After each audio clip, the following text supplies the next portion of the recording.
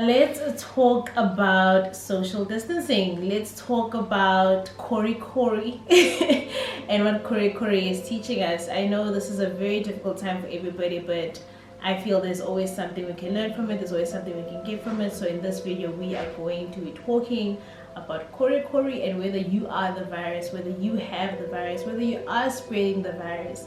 Let's talk about it.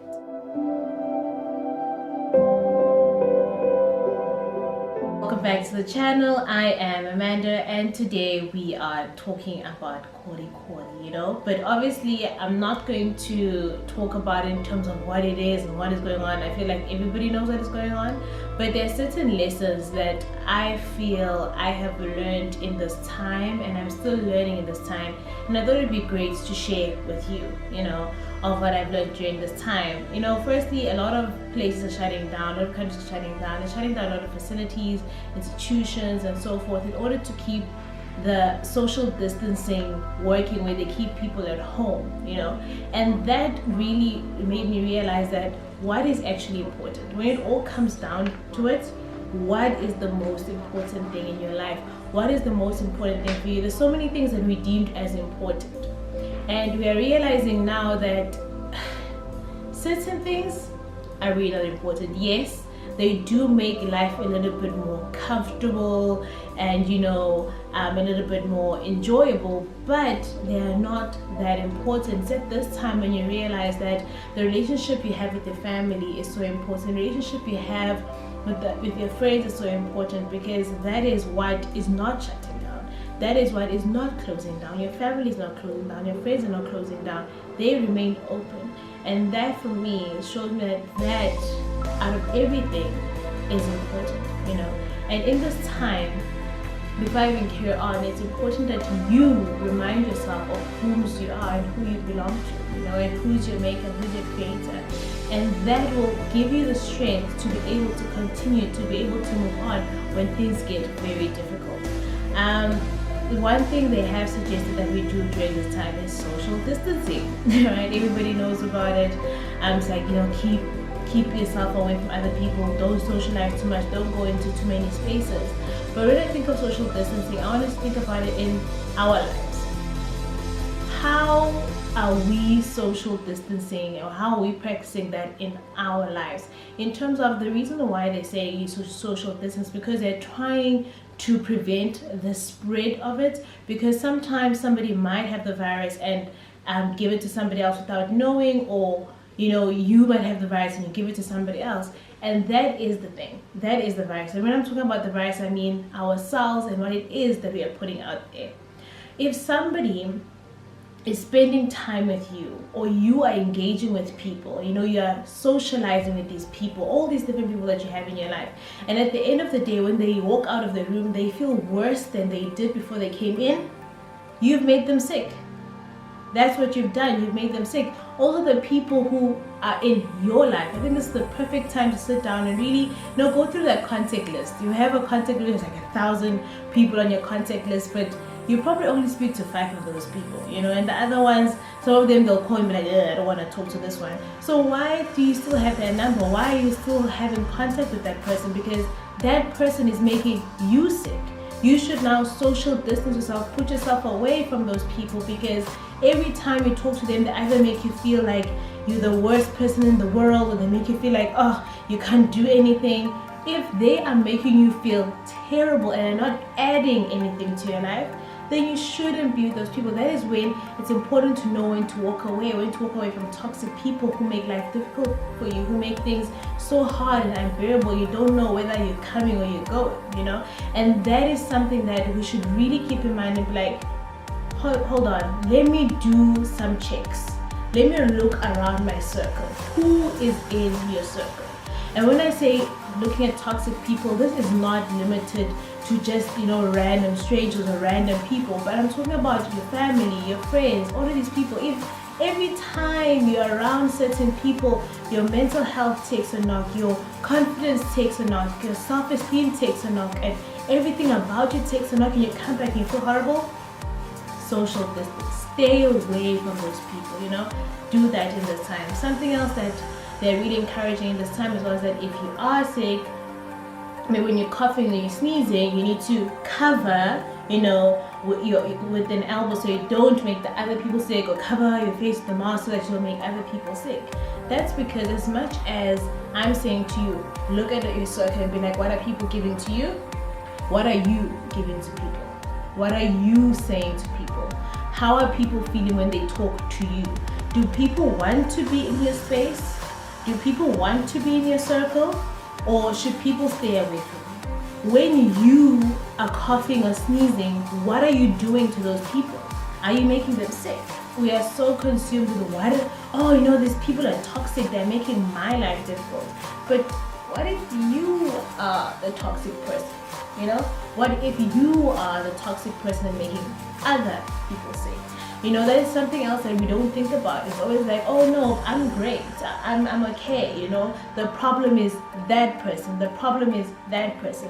What if you are the problem? What if the cause of everything that is happening in your life is you? The way people respond, because quite often people respond to who you are and how it is that you are with them.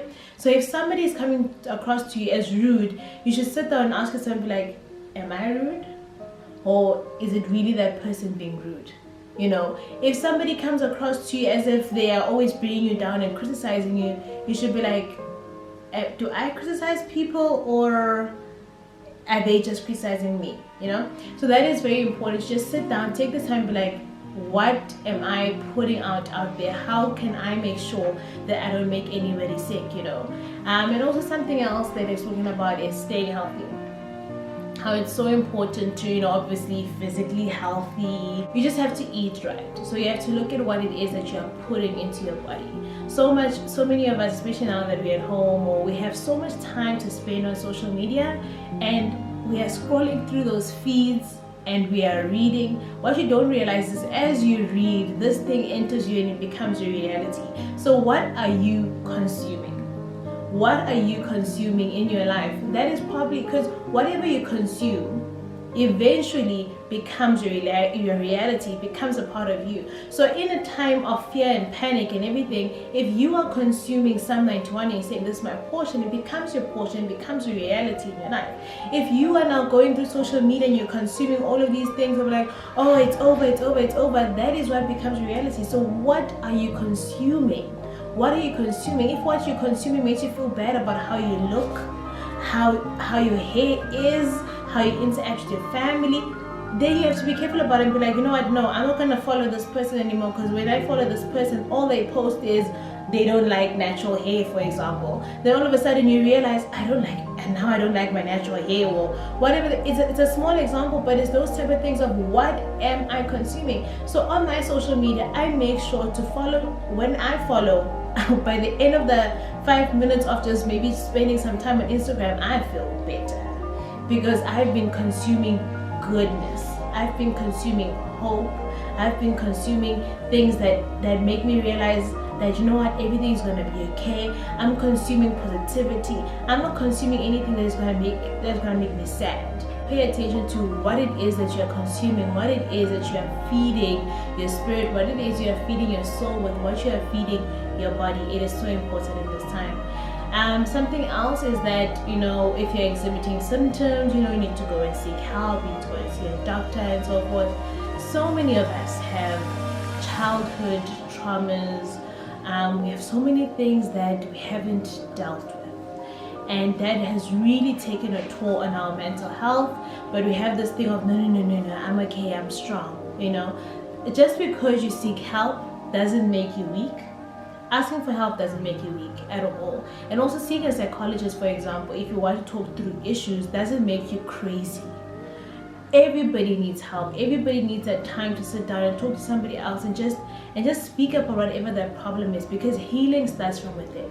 Healing starts from within. When somebody has a wound or a scab, fine, it will cover at the top, but that wound is not fully healed until it has healed from the inside. So you need to take your time and heal from the inside, from whatever it is that is hurting you, that you can't trust people, whatever it is, you need to take the time to heal. Go and seek help, get help, and be better. All right.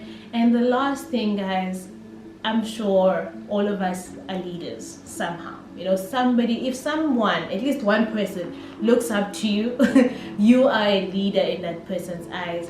And how we deal with crisis is so important, you know, especially even for parents as well, for all these celebrities and so forth. Your children, your followers, whoever it is looking at you right now and be like, how does this person deal with crisis? When stuff gets difficult and things get hard, do they run, or how do they face it? How do they deal with it? Do they remain calm and say, you know what, let's look at this rationally. What can we do to make things work? What can we do to show these people that this is going to be okay? You know, we can't all be panicking. We can't all be panicking in whatever situation we face in our lives. You just need to go back into that space and remain calm, so that you're able to lead people properly, so that you're able to, you know, to get out of something better and not worse than you were when you first came in. So yeah, so that is literally my take on Corey right now, and I hope you guys enjoyed this video and you're going to really think about some of the things that I had to share. Also, I'm really looking forward to hear what you have to say about the situation. So if you like this video, remember to give it a massive thumbs up, and lastly, don't forget to subscribe and share this video with your friends and their friends. I will see you in the next video. Bye.